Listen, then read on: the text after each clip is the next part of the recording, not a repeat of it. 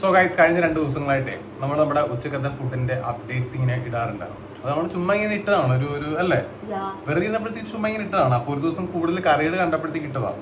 അപ്പോൾ പല ആൾക്കാരും മെസ്സേജ് അയക്കുന്നുണ്ടായിരുന്നു, ഐ മീൻ കമന്റ് ഒക്കെ ചെയ്യുന്നുണ്ടായിരുന്നു, കൊള്ളാമല്ലോ സംഭവം എന്ന് പറഞ്ഞത്. അപ്പോൾ അങ്ങനെയാണെന്നുണ്ടെങ്കിൽ ഇപ്പോൾ കൊച്ചുകൊണ്ട് പറഞ്ഞു രാത്രി ഫുഡ് കഴിക്കുമ്പോഴത്തേക്ക് എന്താണെന്ന് ഇവിടെ കാണിക്കാൻ അല്ലേ, ഡിന്നർ അല്ലേ, ഡിന്നർ.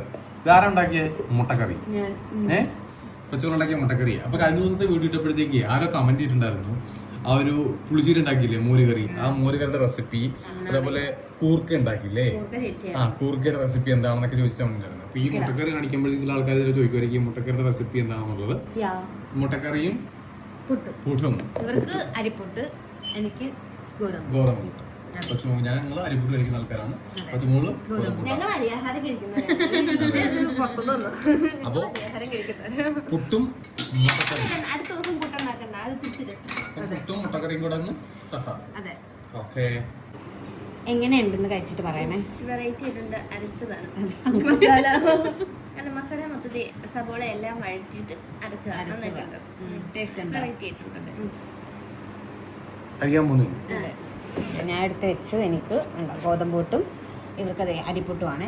വെറൈറ്റി ആയിട്ടുള്ള ഇത് മറ്റേ മിക്സിക്കകത്തിൽ അടിച്ചോ? അതെ, മുന്നേ ചിക്കൻ കറി ചേട്ടാ ഉണ്ടാക്കുമായിരുന്നു, ചേച്ചി ഉണ്ടാക്കുമല്ലേ വീട്ടില്? ഞാൻ പറഞ്ഞിട്ട്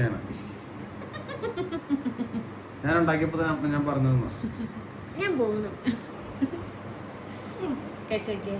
ചേട്ടാ എപ്പോഴും ഈ ഫോൺ യൂസ് ചെയ്യണം. ഞങ്ങൾക്ക് ആർക്കും ഇഷ്ടമല്ല, പക്ഷെ പറഞ്ഞാൽ കേൾക്കത്തുമില്ല. ടേസ്റ്റ് ഉണ്ട്.